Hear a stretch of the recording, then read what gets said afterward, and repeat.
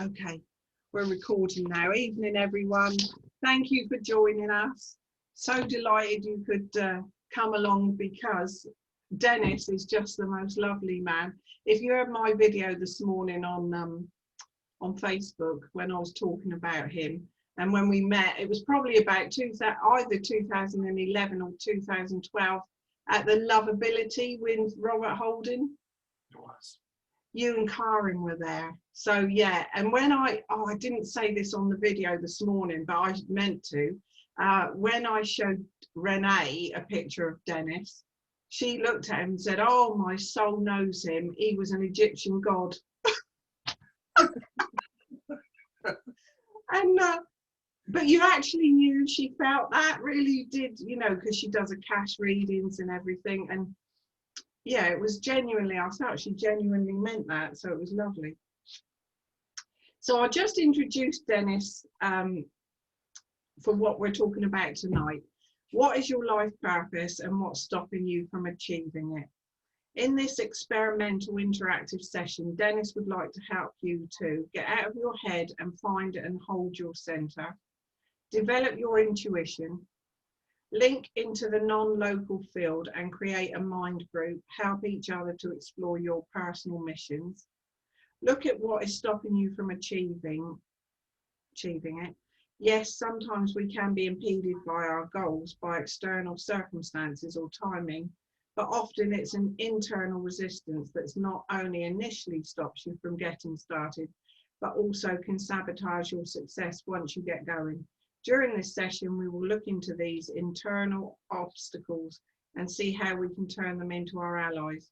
The night is an exploration of Joseph Campbell's The Hero's Journey and how it may apply to your life now, in the past, but most importantly, how you can use some of these simple concepts and techniques that can help you begin to quickly move through some of your life apparent roadblocks and repeating patterns. We've often heard about repeating patterns, so that'd be really, really good. And a little bit about Dennis. He's a certified advanced transformation coach, licensed NLP master practitioner, a clinical hypnotherapist, psychotherapist, intuitive, and a healer. So I could go on, there's loads. But yeah, thank you, Dennis. I'm delighted that you said you'd talk for us tonight. Thank you, Jackie, and thank you for inviting me. Well, let's kick off. It was funny because when Jackie actually invited me, I guess I'm a disciple of a guy called Michael Singer. And one of the things that Michael Singer actually wrote was The Untethered Soul. And a part of The Untethered Soul, and a part of the Surrender Experiment, which was another book that he actually wrote, is just saying yes to everything that actually comes along. And so when Jackie said, "Dennis, would you like to?" I said, "Okay, yeah, let's do this." And then I thought about, well, what am I going to talk about? And then I thought about basically just teaching what I teach right now, what I'm actually learning right now. And this whole thing about a life's purpose. If I could have some sort of show of hands, how many people here actually know their life's purpose already? Anybody? Jackie, you know yours. Anybody else out there that we can see? Jackie, have you got a gallery view at all? See, yeah, should we go to gallery view? How many hands we've actually got raised? Oh no, I didn't do gallery view there. Okay. Who knows life purpose? Yeah. View gallery. Oh, there we are. There we are. Anybody? Oh, we got a few people. We got a few hands up. Thank you. Thank you for those people. Well, the thing is that what you'll find oftentimes is that a lot of people don't. A lot of people, when you actually talk to them about their life's purpose, they're going like, well, I've never really known it. And how do I find it? And what do I do? And then some people will know it, but they'll be saying, well, I can't really do it. You know, I'm too young, or I'm too old, or I haven't got enough money, or I haven't got the time, or it wouldn't pay me any money, or, you know, there'll be a lot of excuses associated around it. What I'd like to do to begin with is if we could find our center, And this is an exercise, and I'd like you all to participate in this. And this is where we begin to develop the group mind. And what this is about is that the distance between you and me is directly proportional between the distance between you and yourself. That when you actually begin to actually really get in touch with who you are inside, with your center, with your core, then what actually happens is that you not only get in touch with your spirit, but then you get in touch with the group mind. When you begin to expand out basically and actually begin to contact the universe. And because we're in a group that we actually are right now, where we can actually see each other, what that actually happens is that we begin to connect with each other. And we form a singular energy and a singular intelligence in this time. And how many people have ever read the book, The Celestine Prophecy at all? Right? Anybody? Oh, yes, some show of hands. Thank you.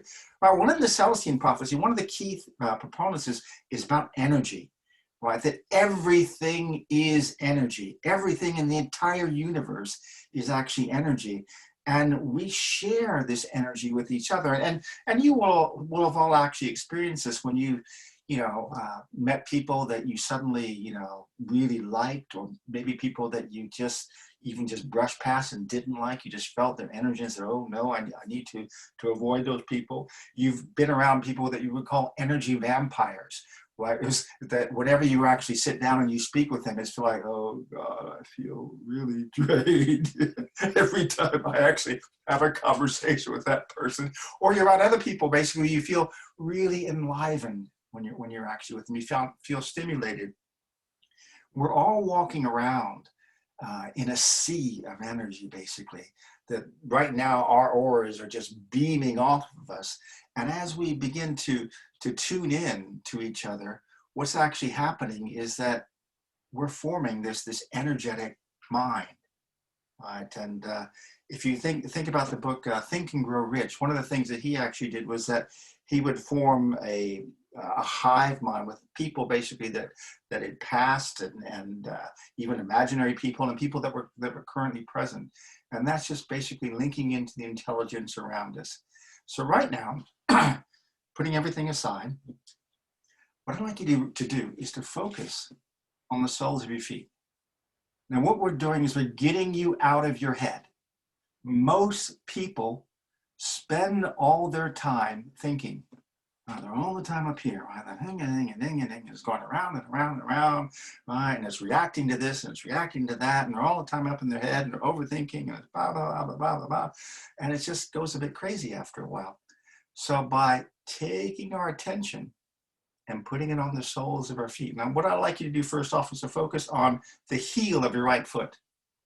And as you focus on the heel of your right foot, and I want you to concentrate on it or visualize or feel it or imagine it, notice that it's sort of tingling a little bit. Now, all that is, it's your blood flow. It's always been there. We're not doing anything strange yet, okay? But we will. We'll get to the strange stuff as we go along, all right? But it's just your blood flow. It's always been there. Some of you might just feel the pressure of your foot on the floor. Now shift your attention to the arch of your foot. And as you feel the arch of your foot, notice how your legs sort of felt maybe a little bit more relaxed and stuff. All of your nerves in your body actually terminate in your feet. And so as you concentrate on your feet, it's also massaging all those nerves. And you can feel it as you go over the arch again, that the sensation actually goes up your leg and maybe to other parts of your body. Now shift your attention to the balls at the front of your feet. First go to the outside ball, and now shift it to the inside ball. And as you shift it to the inside ball, did you notice the sensation again, maybe change in your body? If not, don't worry, it will come. Now, I'd like you to focus on your little toe. On the right side of it, and feel it. On the left side, on the top and the bottom. Now shift to the next toe, the right side, the left side, the top and the bottom. Try to find the middle toe. I always find this one really hard to find. Try to find the right side of it, the left side of it, the bottom and the top, maybe even the front of it. Find the next toe along, right, bottom, left, top, and front. And now find the big toe, the right side, the left side, the bottom, the top, and the front. And notice as you focus on the big toe, how your body sort of relaxes even more as you really get into it. And then notice how much your right foot is actually tingling right now as you focus on it. Again, it's just your blood flow. Shift now to your left foot. Find the heel. You may have a burning sensation or a pain or something. That's okay. We'll talk about that as we go along. Just really focus on it. Go to the arch. And feel the change in your body as you focus on the arch. Go to the ball of the front of your foot, the outside ball, and the inside ball. And notice how your body feels slightly different as you do that. Focus on your little toe, the left side, the right side, the bottom, and the top. The next toe, left side, right side, bottom, top. Try to find that middle toe again.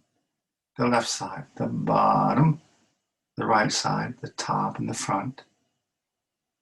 Shift over to the next toe along, the left, the right, the bottom, the top, and the front. And then finally shift to the big toe, the left, the right, the bottom, the top, and the front. Now, some of you who are maybe energy people will be noticing that the energy is changing around you in the room right now. And that's perfectly natural, and that's part of the linking up part. But it goes deeper even. I want you now to focus on the palm of your right hand. And first focus on the heel of the palm. And just focus your mind on it. Pay attention to it.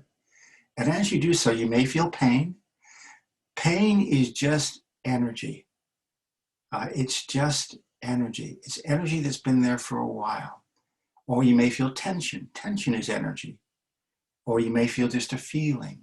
And we're going to talk about this as we go along. Now focus on the palm itself and feel the palm. Again, there may be pain, there may be sensations of heat or cold, or there may be tingling. Focus on the inside of your little finger, the inside of your ring finger, the inside of your middle finger, the inside of your index finger, and the inside of your thumb. And you may feel a tingling in your hand, or warmth, or even a cold. Go to your left hand, focus on the heel of the palm itself.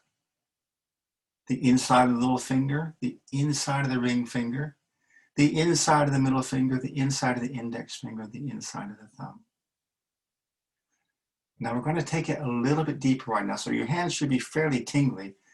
I'm going to have you open up your heart chakra by placing your hand over your heart.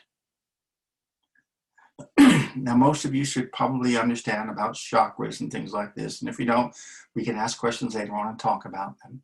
But what we're going to do is we're going to imagine that we're actually breathing energy into our heart through our hand. So you're breathing it in as you breathe in, and then you're breathing energy out of your heart and through your hand as you breathe out. In through the back of the hand into the heart as you breathe in, and out of the heart and through the hand as you breathe out. Breathing in slowly to the count of 3, and breathing out to the count of 7. 1, 2, 3, 4, 5, 6, 7. Breathing into the count of 3, and out to the count of 7. 1, 2, 3, 4, 5, 6, 7. Now, many of you will begin to notice that your shoulders are beginning to relax a bit. Some of you may find that your hand is actually going warm on your chest. In fact, unusually warm to some extent, right? And that's just your heart chakra opening up and the energy coming in and out. Now, I want you to place your other hand on your tummy, please. And you're going to do something called diaphragmatic breathing. You have a large muscle at the base of your chest called the diaphragm. And I want you to imagine that your tummy is a big balloon big child's balloon. And as you breathe in, I want you to fill up your tummy with air as you breathe in and push it out. And as you breathe out, I want you to press it down. Breathing into the count of 4. And breathing out to the count of 7. 1, 2, 3, 4, 5, 6, 7. Breathing into the count of 4. Breathing out to the count of 7. 1, 2, 3, 4, 5, 6, 7. And again, breathing into the count of 4. And out to the count of 7. 1, 2, 3, 4, 5, 6, 7. Now, as you sit there with your hand on your heart and your tummy, I want you to scan your body from the top of your head to the tips of your toes. The first thing I want you to look for is pain. Pain is just energy. It's been there for probably a long time. It represents maybe a scar or stagnant energy. It's been there maybe in your head. It may be in the base of your neck. A lot of people carry tension at the base of the neck. Tension is an energy as well. If you don't do anything about the energy, the tension or emotions, it becomes stagnant, it becomes painful. Now focus on the upper part of your back. Notice any pain or tension there. Now, as you focus on that pain or that tension, it may intensify, but normally what actually happens is that as you focus on it, it begins to release itself. It just wants you to pay attention to it. That's all it wants. It just wants you to go inside and pay attention. This is what meditation is where you go inside and pay attention to what's going on inside of you. Focus now on your chest. Notice any pain or tension there, your shoulders. Go down into your abdomen. Notice any pain or tension there. All the way down through the rest of your body. And as you go down through the rest of your body, notice that you're relaxing a little bit more as you do so. Now here comes the interesting part. As you scan down again from your head to your toes, I want you to look for emotion. Emotion is energy as well. The lightest form of energy is thought. Thought becomes emotion. Emotion, if you don't process it, becomes tension. Tension, if you don't get rid of it, becomes pain. And then becomes illness, disease, that type of stuff, or dis-ease. So right now I want you to look for emotion within your body. And you're probably going to find it in your abdominal area and in your chest. And I just want you to focus on any emotion or any tension that's actually there right now. But don't be frightened of it. It won't harm you. It's just there. It may have been repressed, as in emotion that you've been holding on to for a while, that just wants to let itself go. But just be with it. I don't want you to examine it. I don't want you to look at it and say, well, it's this and it's that, and it's because this, my cat died, and all this, and I can't do this. No, just observe it. As if it was an object, basically, within your body. Just look at the front of it, feel it. Try to feel the right-hand side of it, the back of it, the left-hand side, the bottom, and the top. Sometimes emotion can feel so strong that it feels like it's outside of your body. All you need to do is to use your imagination and to imagine scanning in till you find yourself touching the front of that emotion with your mind. And then go to the right side, scan in from the right till you feel yourself touching it. It'll only be a little emotional hit as you touch it. And then from the back and from the left and from the top and from the bottom. Some people find it useful to imagine an egg around them. And just imagine that egg squeezing down till it just touches the edges of those emotions. And as it touches it, I want you to hold that shape in your mind. Hold that feeling of that emotion basically within you, in your mind. Feel that emotion basically within you. And as you focus on it, as you focus deeply on it, sometimes that emotion actually grows, but most of the times, what it actually does is it begins to shrink. It begins to dissipate like a cloud in bright sunlight. And now I want you to go out again and come back in. Front, right, left, back, top, bottom, or a big egg squeezing in. Find the edges of the emotion, again, within you. And just feel the shape of it. Feel and hold that shape. And as you feel and hold that shape, notice it begins to shrink again. And then go out and come back in. Find the new shape within you, which will be smaller. It'll be getting down into your solar plexus and chest area right now. Feel it. Feel the outer edges of it. Hold the feeling of that shape. And as you do so, it begins to shrink even more. Again, one more time now. Go out, come back in, and it's right now down in your abdominal area.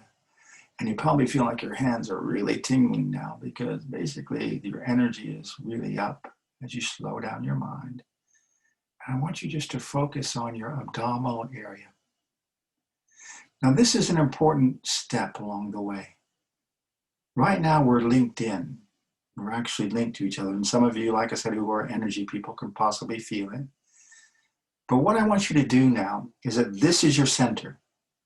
This is your center point. This is where your intuition will arise from. It will come up and through you and up into your mind. This is where feelings actually arise from. This is your center. And when you focus on this center, this is the place as well that when you get upset, this is the place that gets upset. This is the place that feels fear. This is the place that feels anger.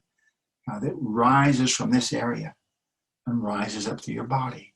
So go back down, find your center again, right around your solar plexus, and stay there just for a second. Now here's the trick. We want to clear the channel. We are all channels for energy, shakti, prana, chi, whatever you want to call it. But also within that energy is intelligence. Within that energy is your intelligence. In the entire universe's intelligence is channeling itself through you. And it's trying to use you and talk to you. And you're basically the hands of spirit, the hands of God here on the planet. That things move from the formless to form through you. Right? You are God's hands basically on earth. And so now just go back down, find your center again, right down in your solar plexus area. Now imagine going up to your heart, and I want you with your mind to ask your heart to relax. Just say, relax, please. And as you do so, maybe you might actually feel it relax a little bit. And as it relaxes, notice that maybe your body changes the way it's actually positioned. But also notice that as you go up now to your chest, you may find your chest is a bit tighter. And I want you to ask your chest to relax. And after you've done that, you'll find that the tension will move up to maybe the top of your shoulders or the back of your neck. I want you to ask it to relax. And then as you do that, now you notice that the tension maybe moves to the top of your head. And I want you to ask it to relax as well. And as you do so, go back down now to your solar plexus and notice that your solar plexus feels different now. That the energy is always changing. And what we just did was we just processed some of that energy through the body by feeling it first in our gut, by feeling it first in our solar plexus area, and then allowing it to move up into our heart and asking our heart to relax. And then finding that it changed and it became a tension somewhere else, a pressure somewhere else. And that's just the energy moving through your body. And that's what it does, is it moves up from the solar plexus through the heart, chest, back, neck, and through the top of the head, and then out again. And you can use this is a Michael Singer technique, by the way, to process that energy. And when you're feeling upset or whatever, just feel it. Tell your heart to relax, your chest to relax, your back, neck, and then imagine pushing that energy out to the top of your head. And you can even, on your own, never do it while you're around other people, just do a blowing sound going. And as you imagine that actually happening, some of you will actually notice that the top of your head actually tingles, right? And that's absolutely natural. That's just what happens. Go back down inside and feel that feeling down in there. And notice that it's different. Sometimes it's a nice feeling, sometimes it's not a nice feeling. The key is don't be frightened of it. It's just energy. That's all it is. It's just trapped energy. Ask your heart to relax, your chest to relax, your back, your neck. Feel it go up to the back of your neck, and then use your willpower, get up behind it and push.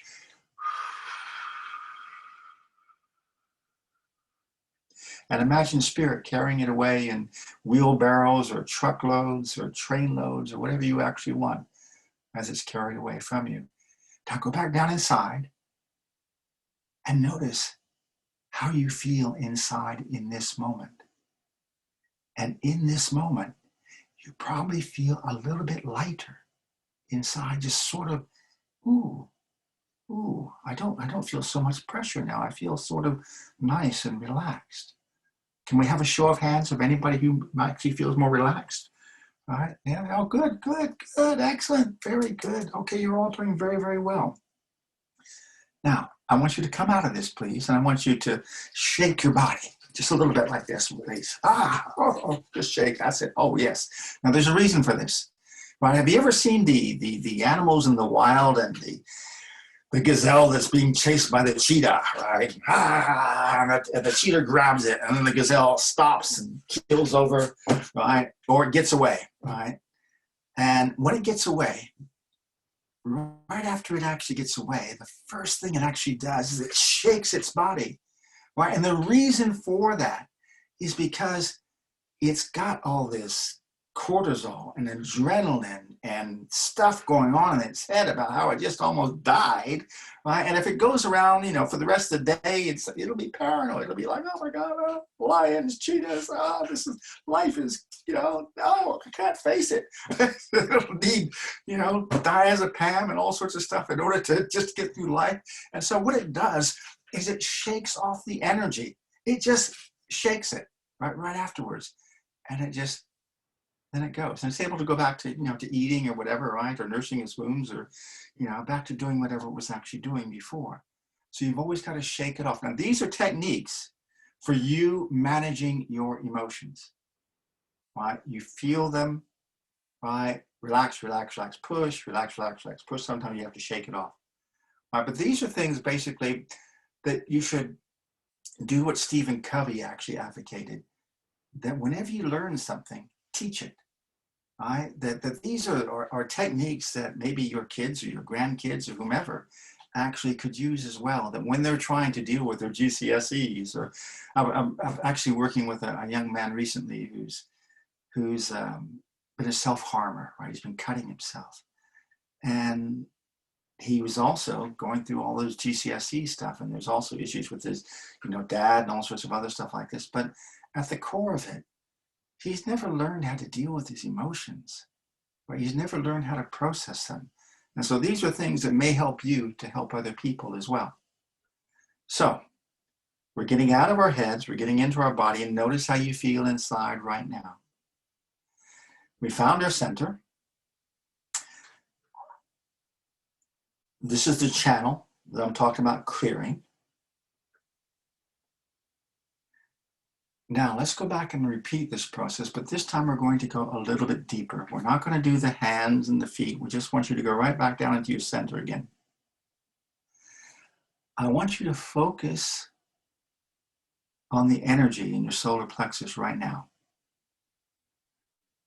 And as you focus on that energy in your solar plexus, really focus on it. But notice this time, gosh, that feels really deep. It was like, ooh, ooh. This is called fractionalization. It's a hypnosis technique, basically, that when you do something over and over again, you go deeper and deeper each time. So just focus on your solar plexus and just feel that feeling inside of you. Now, what I want you to do is try this. We're going to pick someone. We're going to pick Jackie, because everybody knows Jackie, right? And I want everyone basically to focus down deep inside. And this is called holding the space. Holding the space. Focus down deep inside. And now everybody focus on Jackie. As you continue to hold the space with your mind. Just focus on Jackie, but hold the space down deep inside of you. Now, one of the things that actually happens, and this is back to the Celestine prophecies again, is that when you hold the space and you concentrate on another human being, the energy from the universe actually gets channeled towards that person. And what it does is it raises their intelligence briefly, and it helps them to feel more energized.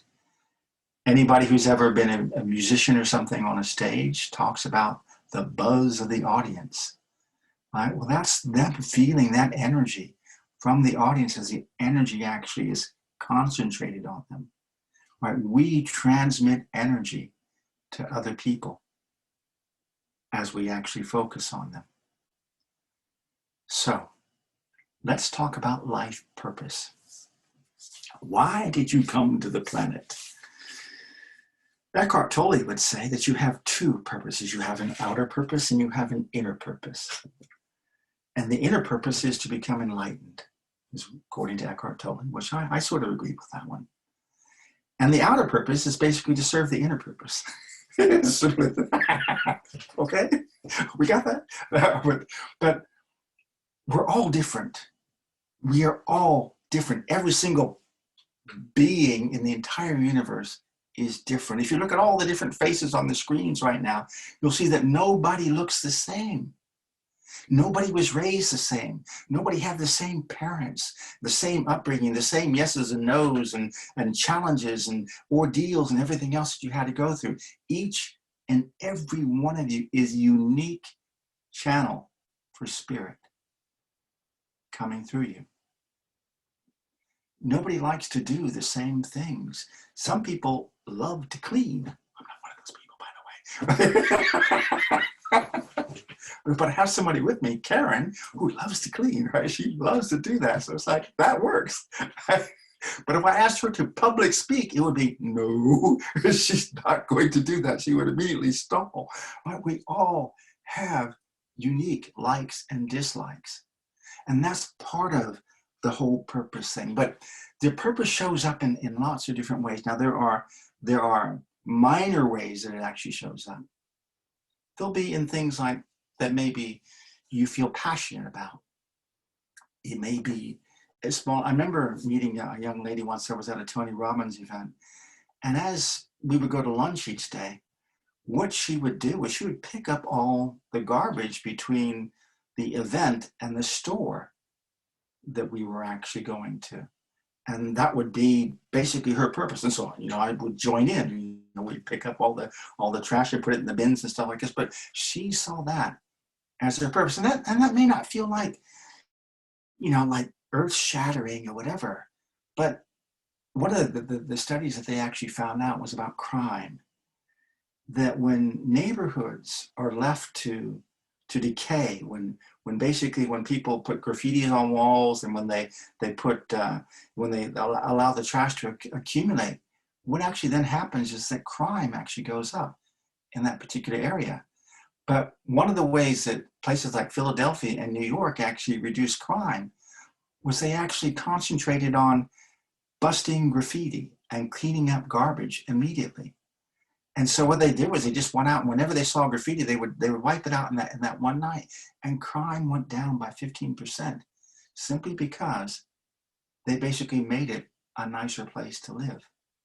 So, but that was her purpose. It might be a matter of, I mean, many of you will have had children in your lifetime, and they were your purpose for a while. You know, you were their guides. You were there to see them through that particular time period. It may be the job that you do or whatever, but there can be deeper things as well. Remember the channel again, go back down inside of yourself. The universe, spirit, your soul is always talking to you through this channel.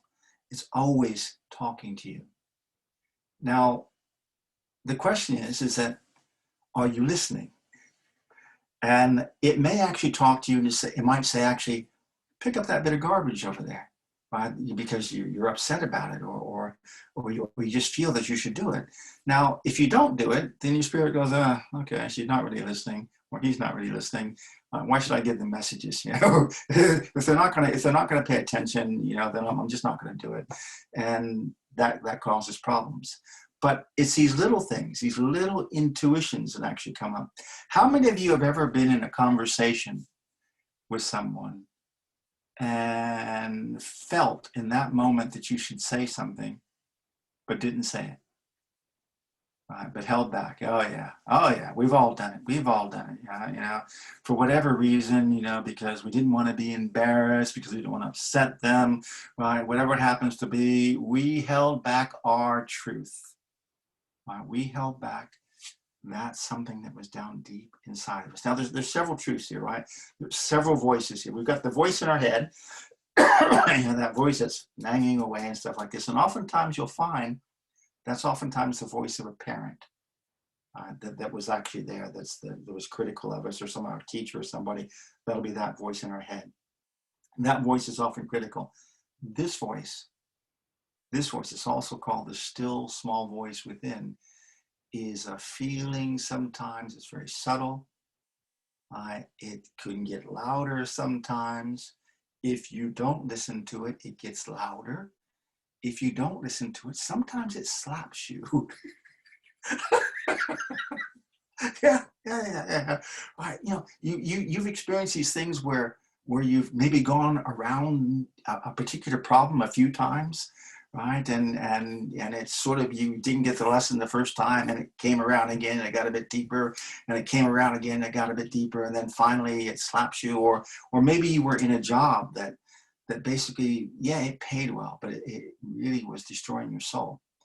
And, you know, but you didn't want to go. You were holding on to the money, you were holding on to that security and stuff like this. And it got worse, and it got worse, and it got worse. And then finally they fired you, right? Oh, how could they do that? How could they possibly? Well, that wasn't them firing. That was the universe saying, you know, that's not where you're supposed to be. Right? It like I said, at first it starts as a whisper, and it's your job to listen while it whispers, because the voice does get louder, right? And eventually it can be quite catastrophic, right? And you will have all experienced it with marriages and jobs and all these sorts of other things as well. Go back down again, find your center, and focus on your center just for a second. This question about what is your life's purpose? I work with a young man. I can call him a young man, actually. He's in his 40s. Right? I just retired officially. I'll get 66 the other day. And I was working with him, and I started about 2 years ago. And I met him in a corporate environment, and he was going through some stuff at the time. His marriage was breaking up. He was living away from his wife and kids, and he thought that his life was going to be about, you know, chasing girls and drinking lots and staying out late and all sort of stuff like this. But something inside of him, something down deep in his core was was eating away at him. He was missing his kids. He was missing his wife, sort of. And I was giving coaching to a number of other people who the client had actually assigned to me. But something inside of Dave said, I need to have some coaching as well. I need some help. And so we started having some coaching, and we started taking him in, and we started doing a number of these exercises. And then something happened. Dave went on a stag do down to Portugal with his mates. And they thought, oh, we're going to go on a stag do, lots of drinking and carousing about and everything else. And while he was there, Dave met somebody basically who had left his wife a number of years ago and was about to get remarried again and still wasn't really happy. It was a bit like, the Ebenezer Scrooge thing with the ghost of Christmas past or future or present or whatever, right? Coming to him and saying, don't do what you're about to do. And then he met another guy while he was actually there who was about to do the same thing, about to leave, right? His situation. And these things sort of seemed to conspire with him to actually go, wait a second, what am I doing? What am I actually doing? I don't want to do this, right?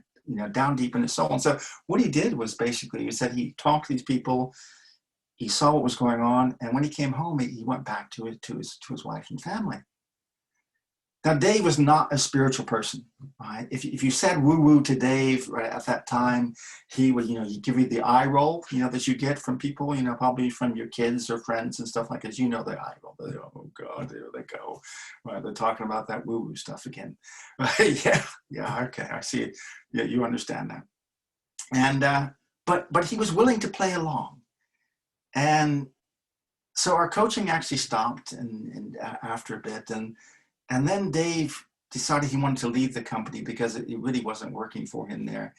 And he wanted to start up on his own, but he was frightened. Now, this is about the hero's journey. And the hero's journey has several different steps to it. First off, there's hearing the call. And then there's committing to the call.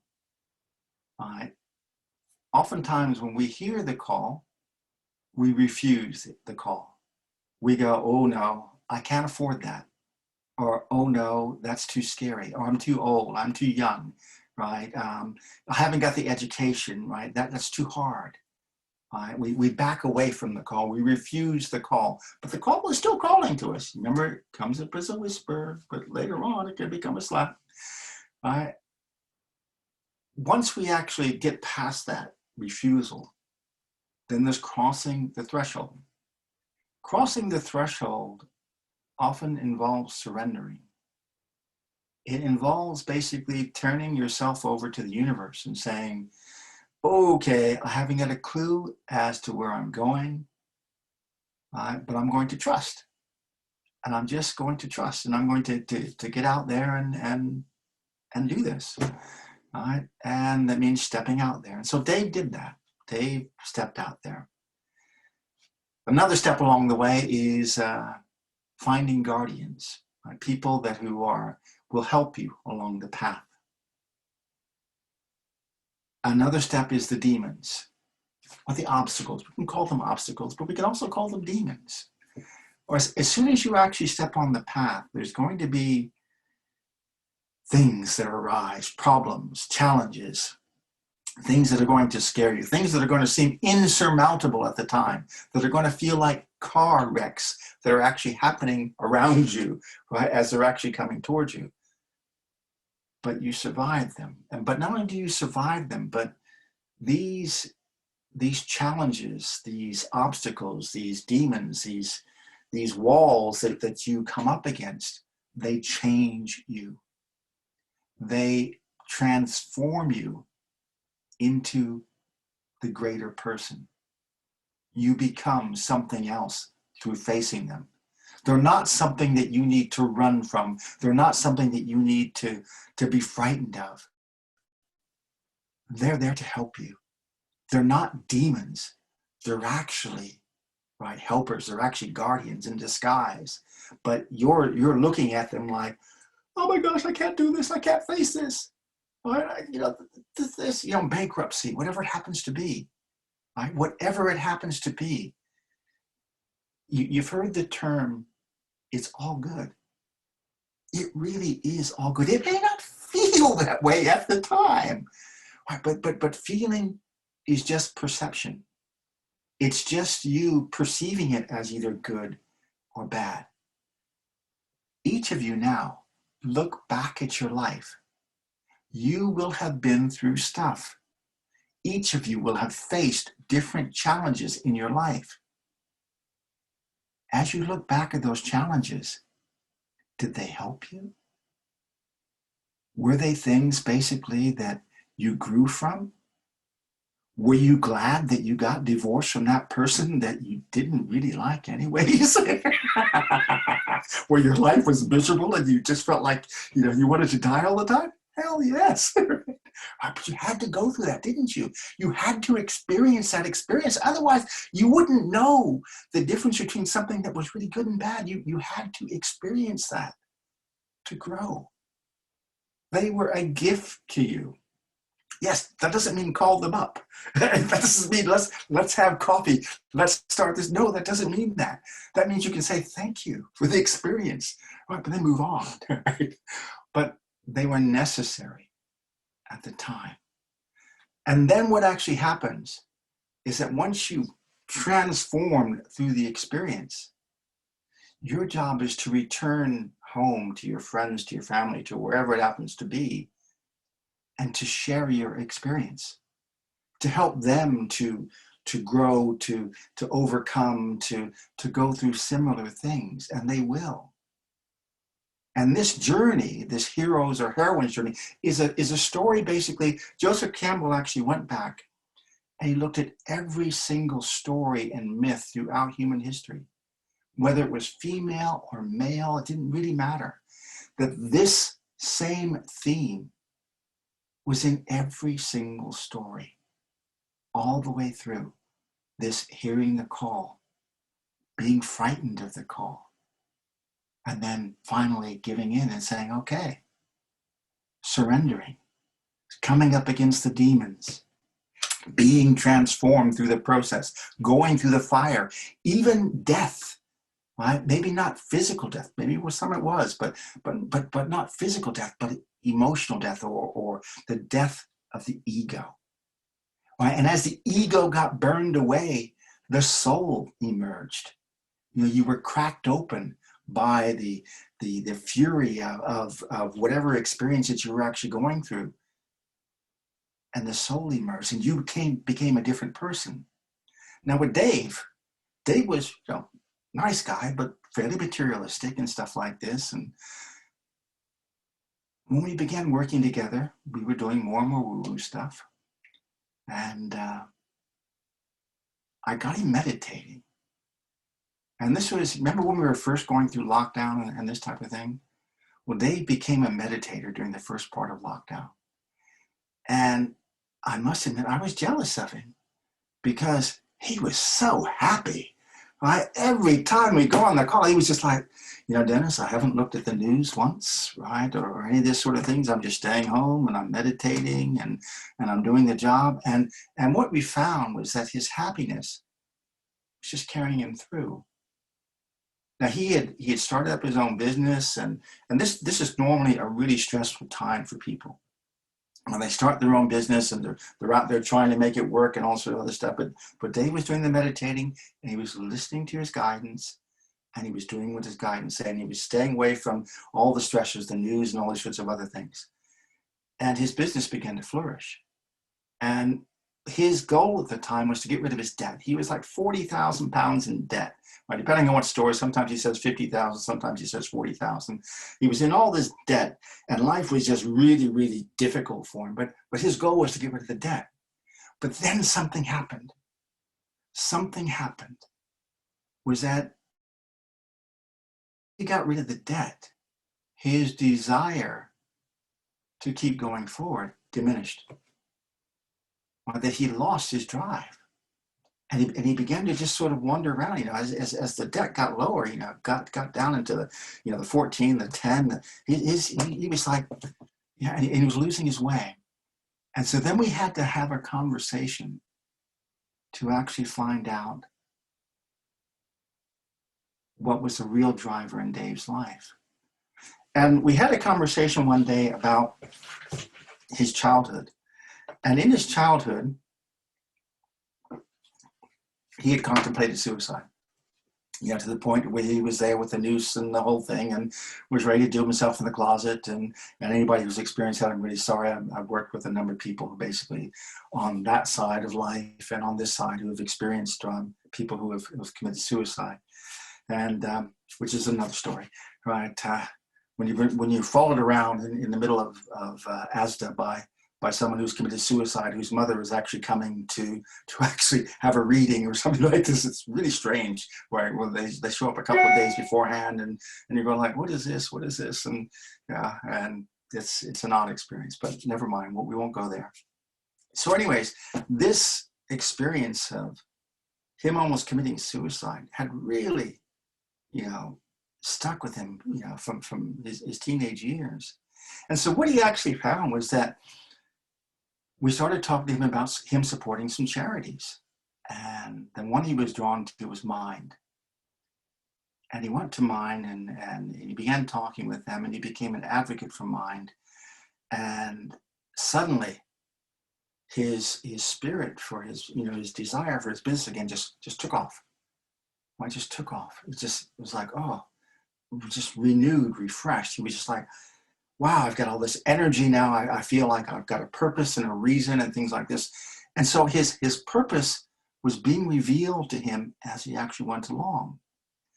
But then one day, and we're leading up to the breakout in a second here, Jackie, so be mindful of this. One day, we actually had a What's Your Purpose session. And a What's Your Purpose session, well, why am I here? Involves getting centered again, going back down into that core of who you are, and actually talking about why you're here. And I asked him, Dave, what's your purpose? Why are you here? And he began talking about it. And he began trying to put words together. Well, it's to do this with the business and do that and to help people over here and stuff like this. And as I listened to him, I had him go into his core, and I was listening to him from my center, from my core. And I was listening to it intently and feeling it from him. In that moment, I was concentrating on him, holding the space and focusing on that space within him. And I said, well, Dave, I'm sort of getting it, but I'm not quite. And then I think you need to change the words a little bit. And then he stumbled across it. And he said that my purpose is to help the helpless. And in that moment, he broke down in tears. And this is like a 40-odd-year-old man. And he just broke down in just sobbing tears. And he was literally unconsolable for several minutes, right? He was just like, just sobbing because he had touched his purpose. He had hit it right on. He had just come to, was to help the helpless. And that was the purpose of his life. And as he touched that was it. He knew what he was supposed to do. Now he still has his business, which is doing so well, right? Because one of the things that we covered as well is surrendering. Is basically saying that, that what's happening is happening. And there's not a lot you can do about it. But if we just surrender, if we just say yes to the moment, just do the best we can, and just surrender to it, then we stop resisting. One of the key demons that we will come across is resistance. Resistance can be fear. Resistance can be anger. Resistance can be seeing the moment and not accepting it. When we're in resistance, we're basically holding back. We're pushing against, right, the universe. The universe is pushing this way and we're pushing back. As soon as we stop pushing, the universe moves forward. As soon as we stop resisting, what's going to happen will happen. As soon as we stop resisting, we let go of fear and we allow ourselves to flow. Imagine a river. Oftentimes, flow is described as a river that actually flows along. And when we resist, it's like saying, I'm going to hold on to this rock in the river. Right? And the river is going to basically flow over my head and I'm going to be drowning, but I'm holding on to this rock. Right? That's resistance. When you stop resisting, you just let go of the rock. Right? And you just allow yourself to flow with the river. And every time it doesn't feel good, usually that's a sign that what's actually happening is that you're resisting. That when the feeling down here in your core is feeling bad, your key, and this is the only thing you really need to do, and the only thing you really need to remember from this talk, is to go back into your core. Do the hands and feet and thing and the heart if you want to, that's fine. But go back into your core. Find the feelings, feel them, go back in and clear the channel. Keep clearing the channel, keep clearing the channel. And as you clear the channel, the intelligence that's trying to speak through you will speak through you. And your job is, first off, is to listen to it and then have the courage to act. And that's it. That's your entire job in life, is to listen to the innate wisdom of your unconditioned self, because that's what it's called as well, and then have the courage, which is the hard part, to act. Do we have any questions before we go into the breakout? You can either raise your hand or you can send a message or, Jackie's unmuted everybody. Questions at all? Any questions? No? No? Okay. Well, we're going to go into the breakout now. Now, in the breakout, what I'd like you to do is this. Whoever you're in the room with, I'd like you to basically, each of you get your center and to really play along, right? No holding back. Think of this as something for the other person. And as you get your center, I want one of you to basically say, the purpose of my life is, like right now. Okay, let's have a little impromptu sort of trial of this. Jackie. I guess. Hello. How are you? All right, thank you. The purpose, yes. And okay, now, Jackie, right now, go into your center, please, and just really feel your solar plexus in your heart area. Really feel it.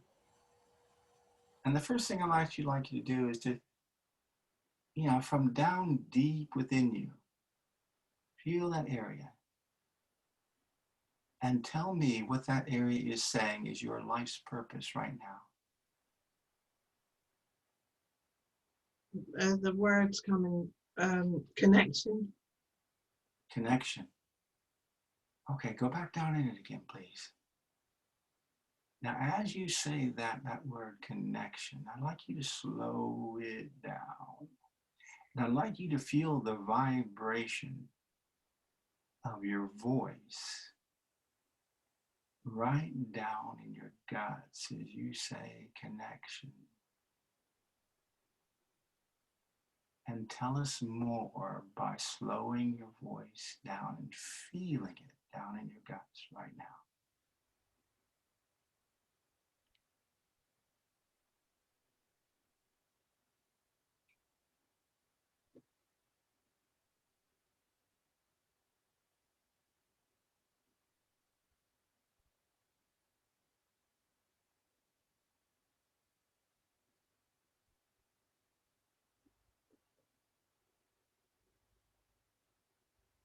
gosh, are people going to be able to do this? It might just be me. Don't worry. Some people it'll just pop out. Others, Yeah. well, I did get mentoring, but I didn't know how slow to say it.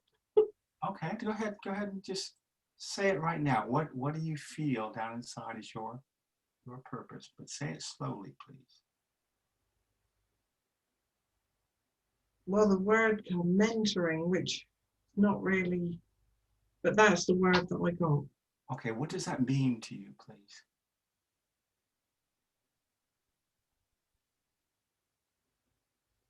Allow yourself to be vulnerable. Allow yourself to be really, really, I am. really, really naked in this moment. What does mentoring mean to me? Well, that's not a word that I've ever associated with myself. Ooh. Um, but I think perhaps then with all what I've learned over all these years, Yeah. with the different people like you, Mm-hmm. perhaps I am in a position that I could mentor. Ooh. Isn't this interesting, Jackie, that has this ever come up before at all? What Are you men? meant? Yeah. No. Not that word, no. No. Isn't that interesting that you know? I'm sorry. I'm going to ask you a question. I know I shouldn't ask you this question. How old are you right now? I'll be 60 in next month, in June. Okay. And finally it shows up. Right. Finally it says, Yeah. Jackie, you're supposed to be a mentor. Right? Finally. Holy. So okay. So it's giving you a clue here about mentoring. Right. So that's all we really want you to do is, and I know it may sound hard, it may sound difficult, but we'll jump into each of the rooms as we go along. Hopefully, can we do that? Yeah, we're doing 2 to a room. Yeah, okay. 2 to a room, that works fine. And we've got, if anyone doesn't want to do this, feels uncomfortable, stay out with me, that will be fine. We can have a chat. But anyone that's happy to, so we've got 26 and I'll do 13 rooms. Let it be random. And guess what? There's no such thing as random. Oh, absolutely. You'll be in with the right person. Okay. I've opened all rooms. 10 minutes, yeah? Or 5?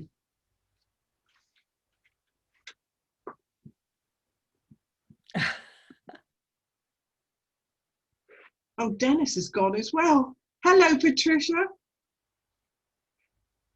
You can unmute.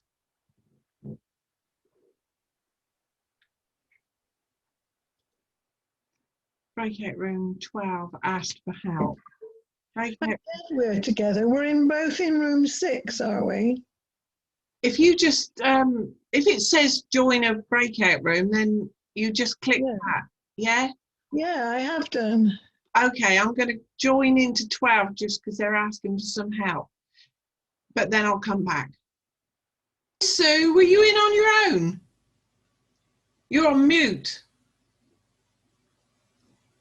You're on mute.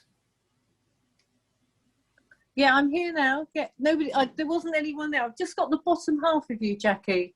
Yeah, this is weird. Can you see me? Sorry? Can you see me? Okay. Yeah, I can see you. I don't know why. So I'll go back and just see who's in the room with you, unless it is me. But I don't usually come into a room, so I'll just see who's in the room, if that's all right. So in case anyone else is having trouble. All right. Let's just think how I do that. I've no idea. Now I've come in, I don't know how to go out. God. You don't go leave, do you? Do you go on leave? Oh, is there an option of leave? Maybe try leave in the right-hand corner, is it? Maybe? I haven't got a leave. Oh, sorry, yes I have. Yeah, thanks, Sue. Try that. Leave breakout room.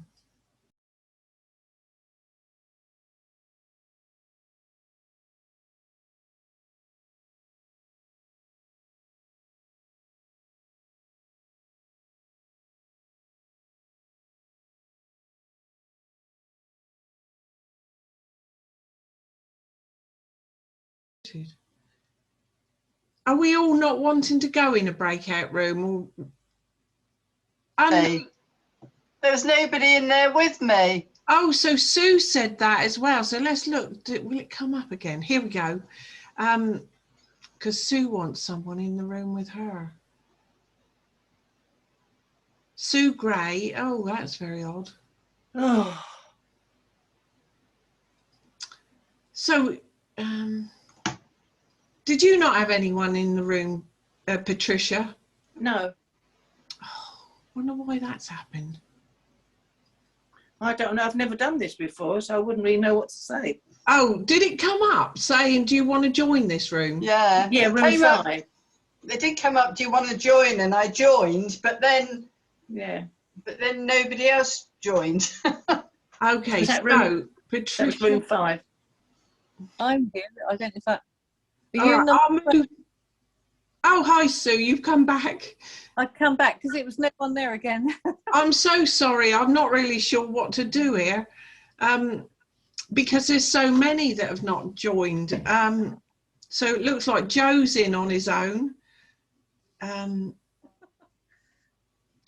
this is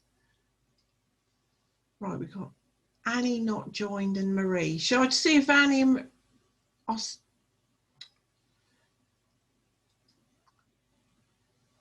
I don't know what to do. It's too difficult because there's so many that have got to be put into rooms. So should we all just unmute and have a chat amongst ourselves? Is that all right? Yeah. Yeah. Okay, Oh, that's brilliant. yeah. Lovely.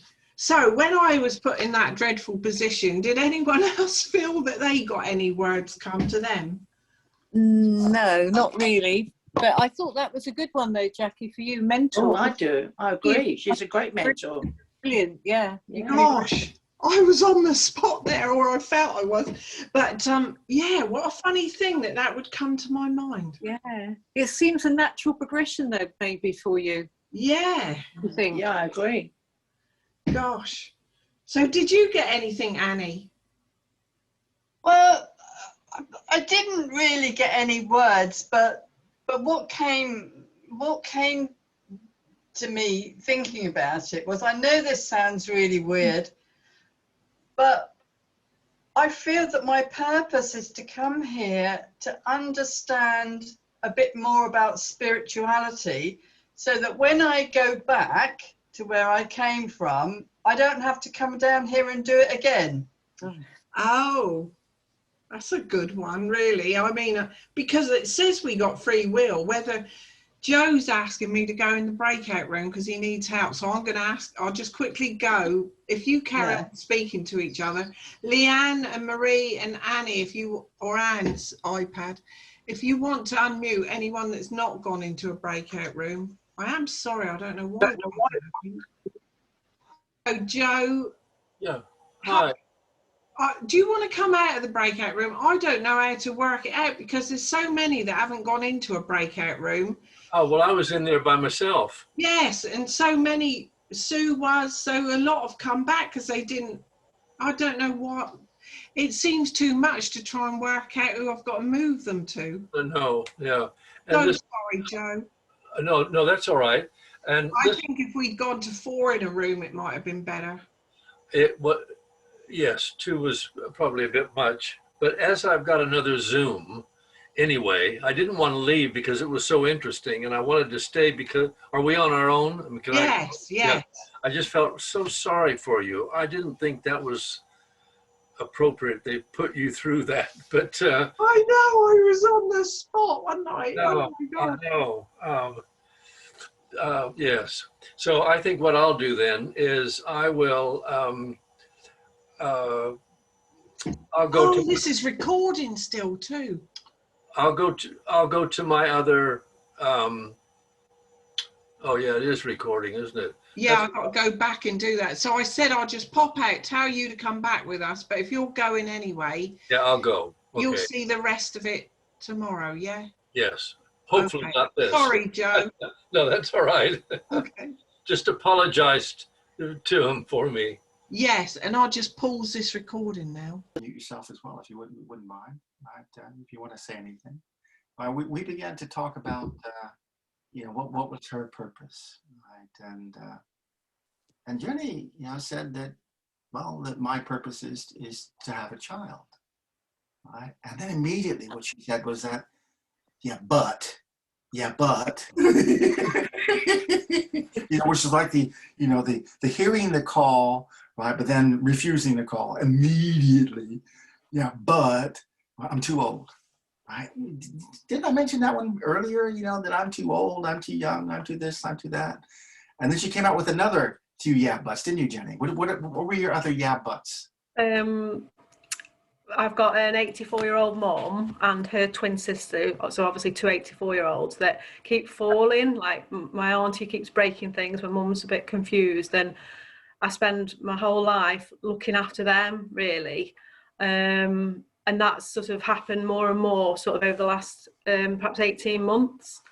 And then just before COVID, oh yeah, COVID's the other but, because I started to take some action before, started looking at IVF clinics, I started looking at dating sites, and I also started looking at adoption. And then COVID came and I'd done nothing. And then my mum and auntie need so much help, and I'm the one who's local.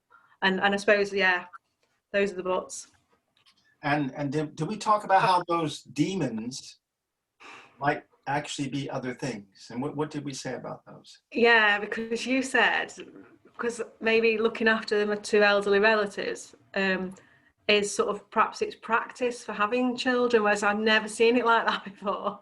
But they are, in a way, you know, because it's like sort of roles reversed now with them. You know, I'm telling them, you know, don't go upstairs unless I'm there, and don't do this and don't do that, and you know, you must do this and that. And I suppose I've realised I didn't think of it at all like that. So maybe I've got some good practice in. Yeah. Maybe you have, Jenny. Maybe you have. Yeah. Are you okay with that recorded, Jenny, or do you want me to get it edited? Is that? No, we talked about it. Does it go just to this group, or does it go out all over It Facebook? goes public in a couple of weeks on my YouTube channel. Oh. I don't know if I want that bit out then. Yeah, don't feel. Will thousands of people see it? Oh no, I've not thousands. No, Thousands of it guys. just goes public. Thousands of guys, maybe. Right? Who knows? Well, they've got to help for my mum and my auntie. That's a requirement. Well, you know, they know about that now, don't they? You know, it's like, you know, being honest with the universe, isn't it? Saying this is the situation. This is what I want. You said it. You put it out. Yeah. You choose. That's okay. Yeah, you choose and tell Jackie what you want to do, but you know, yeah, no, it's fine. It's fine. God bless My mum you. and auntie won't see I mean, it. the thing is, it will help a lot of people to hear that. That's the thing. And thank you for Yeah. Okay, now, No, that's fine. no. So what we just did there was another step along the way. She surrendered. She surrendered. Yeah. She said, okay.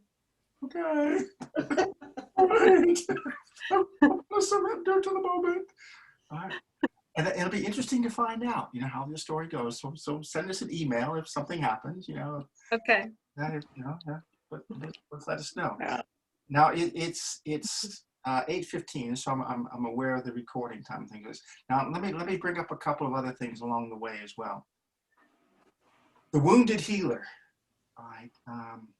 Sometimes, as with Dave's case, it will be wounds you will have suffered that will actually point to your purpose in life. You know, it's like children that are adults now that have been molested. Sometimes their purpose is to help other kids who have been through similar things. You know, the trials that you faced, or the things that you can share, the things that you can actually help other people with as well.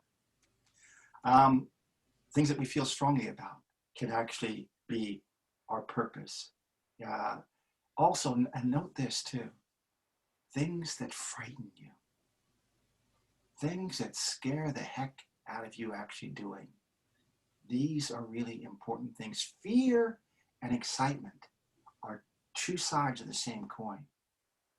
That when you actually are in fear, oftentimes what's actually happening is you're not taking any action. But as soon as you take action, that fear will turn to excitement 9 times out of 10. So if something scares you or it excites you, that can be your life's purpose as well. So look for things that, you know, that you get angry about, for things that you're passionate about, look for things that scare you, look for things that excite you, look for the piece of garbage in the street, look for the guidance inside. Just keep it clear all the time, clearing out and listening. And then when the voice comes up, which the voice will always come up, have the courage to listen to it and take action over and over and over again. And as I said to Jenny, one of the things is that basically it's a bit like Martin Luther King when he talked about taking the first step in trust, that you're not going to see step 15 now. You're going to see step 15 when you're on step 14. Right? You've just got to take the first step, and then the path will unfold. This is called the pathless path. Right? I gave it that name, but I'm sure that many other people have given it that name as well. That as you take each step, oh, there's the next step, and then there's the next step, and the next step, and the next step. But just keep listening, keep it clear, and keep acting. Does anybody have any burning questions that they want to raise, or or anything like this? Please, hello. Hi. Oh, Patricia. Yeah, I would just like to say something about what we were talking about whether to have our breakout rooms on the recording. I belong to another group, the U3A, and they leave that out when they send the recording. And I think that's better, because otherwise you're not going to want to talk about personal things. You couldn't record, Patricia, in every room. You couldn't do it. It will only be for the people that stayed out. But I did stop it as soon as I realised. Yeah. So it was just the ones that were not in a breakout room that we were all talking, but I can get that edited out anyway. Yeah, because I understand how Jenny Bell feels, because that's a thing close to her heart, whether to put her longing to adopt a child before the grown-ups in her life, And she might not want everybody looking at that. And I don't want everybody looking at what I talked about. It won't be, because in the breakout rooms, we couldn't have taken the camera into that. No.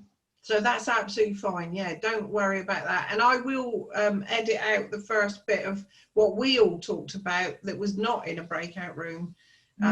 Yeah, because I looked at the time to see what time I need to tell. I had that lovely girl that lives in a log cabin, Catherine. Yes. Yeah. So I felt I could open my heart to her, but I wouldn't have wanted it to go public, Absolutely, of course. Yeah. That's the point of them. Yeah, just me and her. I wouldn't have even wanted 3 or 4 there. I just knew that she was a really good person and you held her in great esteem as a friend of yours. So I just let myself go, you see. Good, well done. Which I needed to today. Things have come to a head, And so I can understand people in the future if they think it's going to be recorded and put on. Oh, don't go on and on. For God's sake. What? We'll just go back now then to Dennis because of the time, Patricia. Yes, okay. Thank you. So, any other questions that have actually come up? Does anyone feel so doubt about finding their purpose? Did they really have an idea of what their purpose was? And was it anyone? Yes, me, Pat. Patricia. Oh, good. No, all I can say is I think I've fulfilled my purpose because I'm an old lady now, and I started my purpose. I think just before I was 50, and I've done. When looking back, when Dennis was saying about all the hurdles we have to jump over. I thought, oh my God, how did I do that? Oh, I did that as well. Oh my God, how did I do that? And that's exactly what's happened. Yeah. And I've stopped now because I've had to change my life completely in the last year.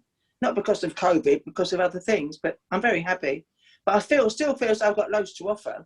So my offer now is to keep dropping seeds, especially about this spiritual journey, which we're all on.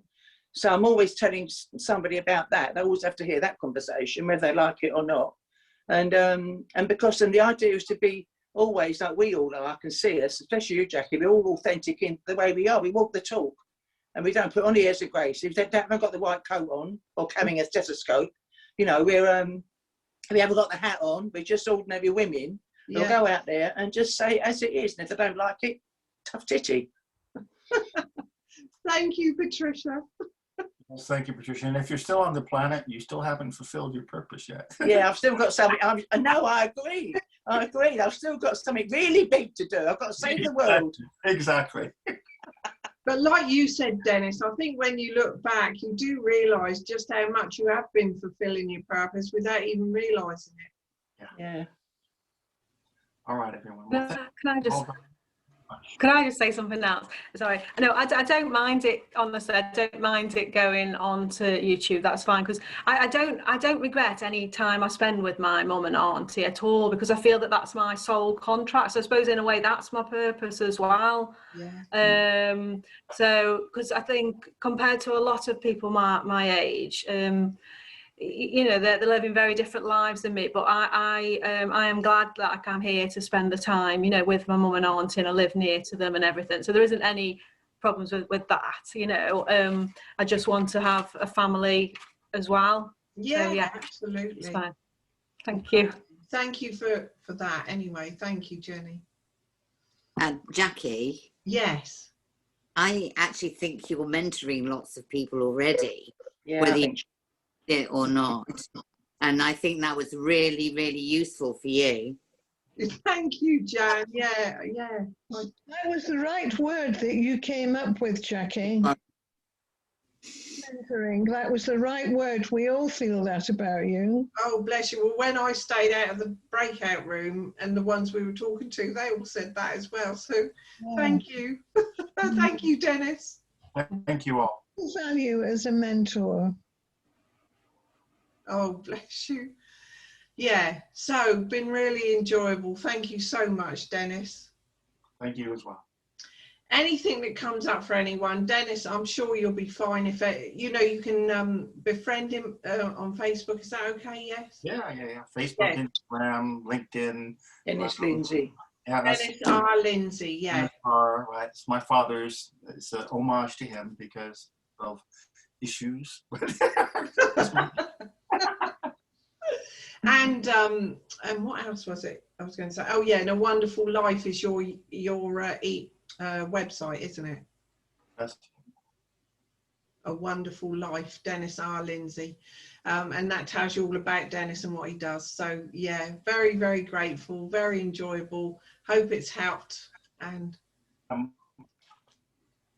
sorry, I thought you were. And you can always read my book as well, Next Level, if you. Oh yes, you've got. If you want to get more, right? But what's that on Amazon? On Amazon.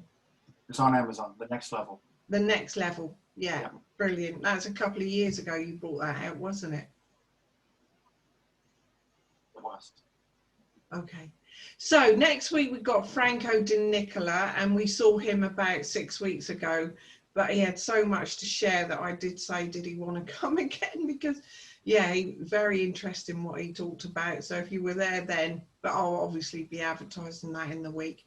And I'm on Facebook Live with Joe Dance on Thursday at 7 o'clock, Thursday evening. That's just a free to Facebook thing where she's talking about soul. She does soul readings. Yeah, I'll explain more about that, or Joe will anyway. Yeah, so it's all about soul this week. Thank you so much, Dennis. Thank you everyone that joined us, and I'll see you again soon. Thank you. Good night. Thank you very much. Thank you. God bless. Bye. Thank you. Thanks, Thank you, Dennis. Jackie. Bye. Bye.